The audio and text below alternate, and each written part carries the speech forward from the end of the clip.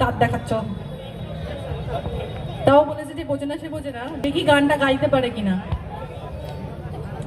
হ্যাঁ দিদি দিদি ভাই, একদম একদম যা বলবে তাতেই মাপ আর কি, এটাই বলতে চাইছে দিদি, আমরা ভাই। তো চলো তাহলে ডায়লগ বলছি, তোমরা গাইবে তো, আগে শুনবো তারপর ডায়লগটা বলবো। শুধু দাঁত দেখালে হবে না করে বসে, হ্যাঁ কি না, হ্যাঁ জোরে বলো। গলা চিড়ে যাবে আর গাইতেই পারো। এখন কি একটু ডায়লগ হবে? আমার দিদি ভাইরা কি বলছে? হ্যাঁ ডায়লগ হবে। ওরা বলছে আমরা বলছি আমরা ডায়লগ হবে। একদম। আচ্ছা চলো, বোঝে না সে বোঝে না ডায়লগই শোনাচ্ছি। অরণ্যকে আনতে বলেছে, অরণ্যকে নিয়েই একটা কথা বলছি।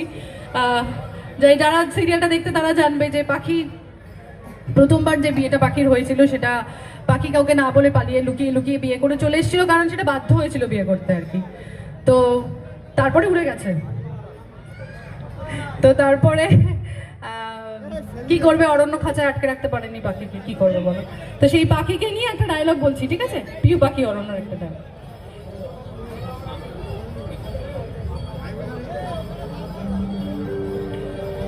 কিরে পাখি, তোকে সবাই তখন থেকে কত কিছু জিজ্ঞেস করছে, তুই কাউকে কিচ্ছু বলছিস না, তখন থেকে চুপ করে দাঁড়িয়েছিস।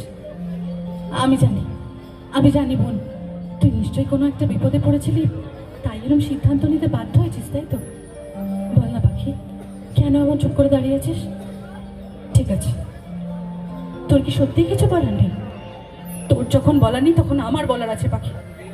তোকে যেদিন 2 বছর বয়সে মা বাবা এই বাড়িতে নিয়ে এসেছিল, আমি সেদিন থেকে ভাবতাম তুই আমার নিজের বোন, একদম নিজের। কোনদিনও ভাবিনি যে তুই আমার মাসির মেয়ে।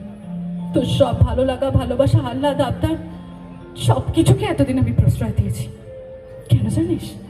আমি যে ভাবতাম তুই আমার নিজের বোন রে পাখি। মা আর বেশি ঠিকই বলতো, জানিস তো, তুই তো আমার নিজের বোন নোস। আর তাই তুই আমাকে নিজের দিদি বলে মানতে পারিসনি, তাই তুই আমাদের কাউকে না বলে এইভাবে বিয়ে করে চলে এলি।